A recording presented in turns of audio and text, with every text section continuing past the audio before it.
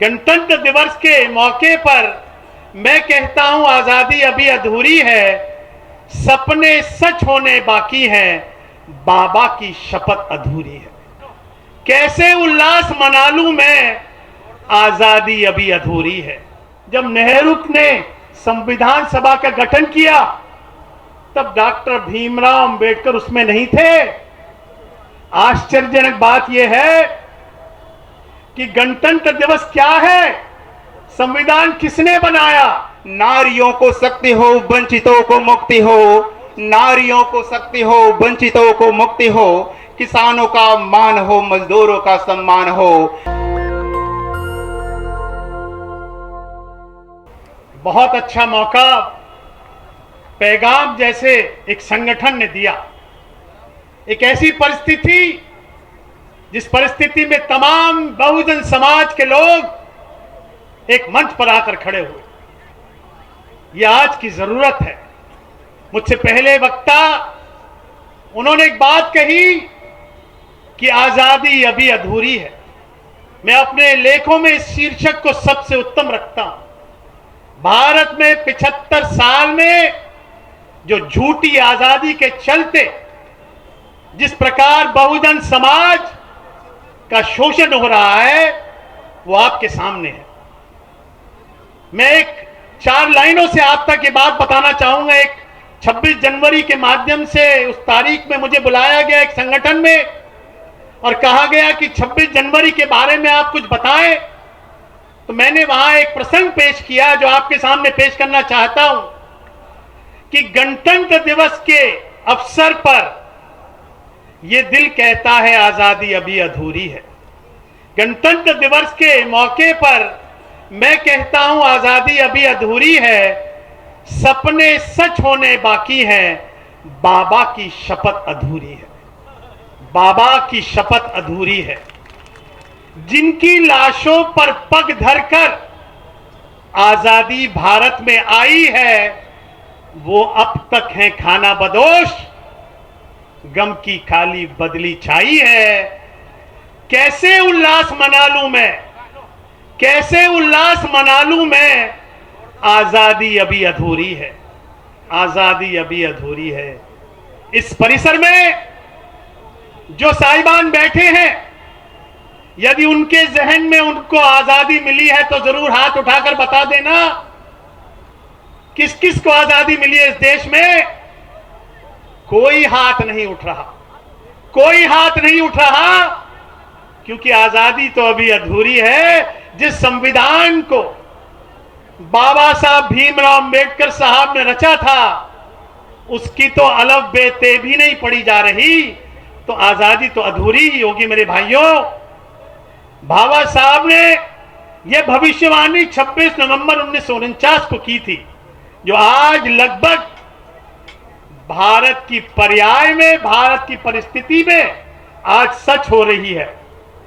26 नवंबर 1949 को बाबा साहब ने कहा कि लोकतंत्र कोई पौधा नहीं है जो कहीं भी विकसित हो जाता है। अगर यह जगह विकसित हो जाती तो विश्व में कुछ अंश तक विकास नहीं होता। तो संविधान के प्रति हमें सचेत रहना चाहिए। आप सचेत रहते हैं तो मैं अपने आप को धन्य मानूंगा, ऐसा बाबा साहब ने कहा। उन्होंने चेतावनी दी थी कि वास्तव में संविधान के उद्देश्य से राज्य के अंगों का निर्धारण करना ही नहीं बल्कि उनके प्रकारों की सीमा कराने का है। 26 जनवरी 1950 को भारत का गणतंत्र दिवस मनाते हैं। क्यों मनाते हैं, यह बात मैंने आपके सामने रखी। 74 साल के इतिहास में जो इतिहास भारत के बच्चों को हमें भी जो पढ़ाया गया वो बिल्कुल विपरीत है।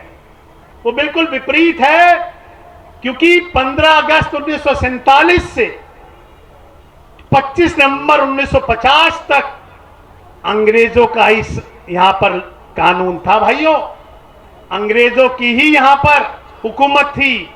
ये तो 13 दिसंबर 1946 को जब नेहरू ने संविधान सभा का गठन किया तब डॉक्टर भीमराव अंबेडकर उसमें नहीं थे। आश्चर्यजनक बात यह है कि गणतंत्र दिवस क्या है, संविधान किसने बनाया, ये कौन व्यक्ति था? ये व्यक्ति भाग्य विधाता, symbol of knowledge doctor Bhimrao Ambedkar ही थे। समय के भारत के सबसे बड़े पढ़े लिखे जिनका नाम कोलंबा यूनिवर्सिटी में एक सर्वश्रेष्ठ स्टूडेंट्स की लिस्ट में नाम आया था। 1927 में लॉर्ड वारखंड ने कांग्रेस को संविधान बनाने के लिए दिया। 1927 में अंग्रेजों ने तय कर लिया था कि भारत को अब आजादी देनी ही पड़ेगी। उन्होंने कांग्रेस के नेता माननीय मोतीलाल नेहरू और जवाहरलाल नेहरू जी को बुलाया और उनसे कहा अपना संविधान लिखो। सुनने की बात यह है कि उन्होंने संविधान लिखा, लेकिन उस संविधान में उन्होंने केवल उन्हीं लोगों को वोट देने का अधिकार दिया जो राजे रजवाड़े थे, पढ़े लिखे थे, पैसे वाले थे। अंग्रेजों ने उस संविधान को पढ़ा और तुरंत फाड़ के छी करके फेंका कि शर्म आनी चाहिए तुम कांग्रेसियों को कि इस देश की जनता में जो आम जनता है उसको वोट का अधिकार से वंचित करा जा रहा है, ये कोई संविधान नहीं है। 1930 में दोबारा मौका दिया, उसमें भी वो कांग्रेस नेता संविधान बनाने में असफल रहे। 1944 में तीसरा मौका दिया सप्रू कमेटी को, जिन्होंने संविधान बनाया, लेकिन उसमें भी छी हो गई।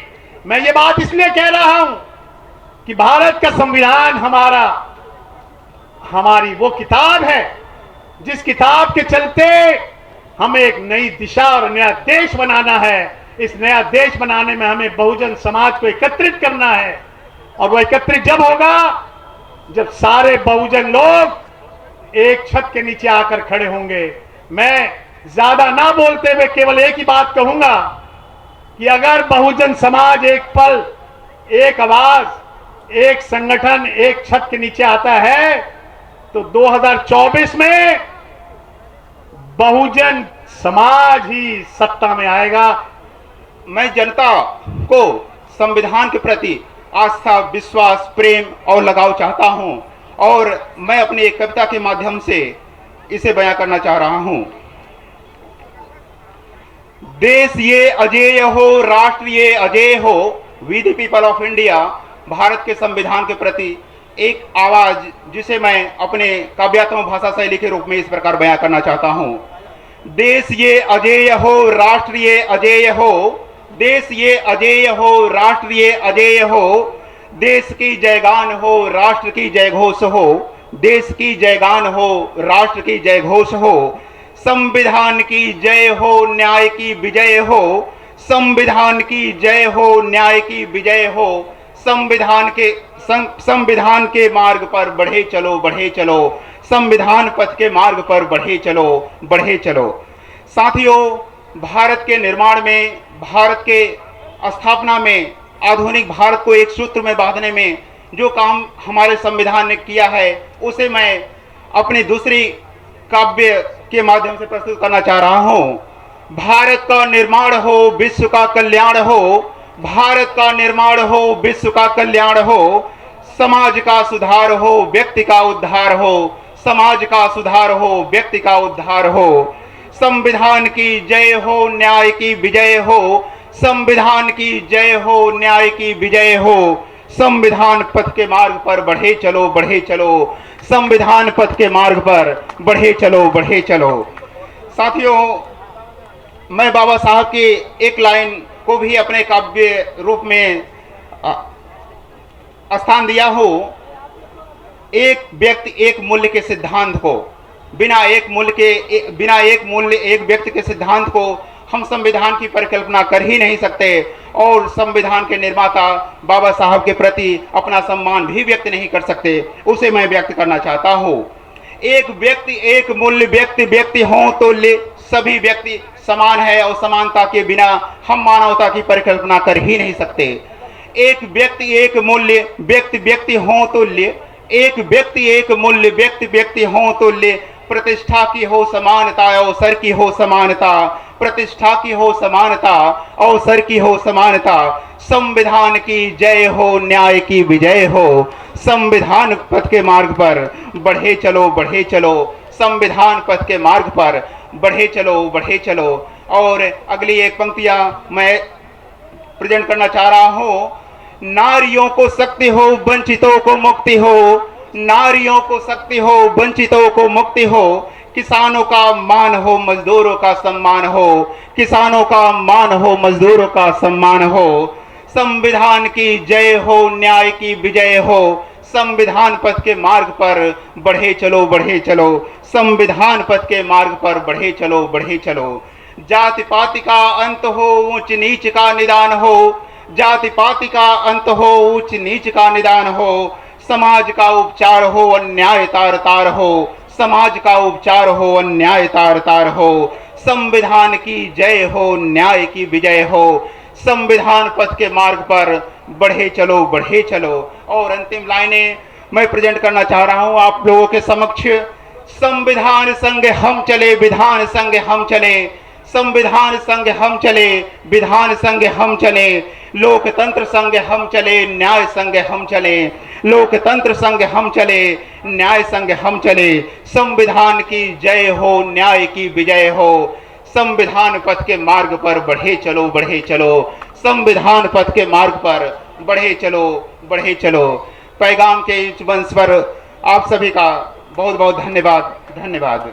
नेशनल दस्तक की आपसे गुजारिश है कि अगर इसको बचाना चाहते हैं तो नेशनल दस्तक को सब्सक्राइब करने के लिए रेड कलर के सब्सक्राइब बटन को दबाएं, फिर बेल आइकन की घंटी दबाएं।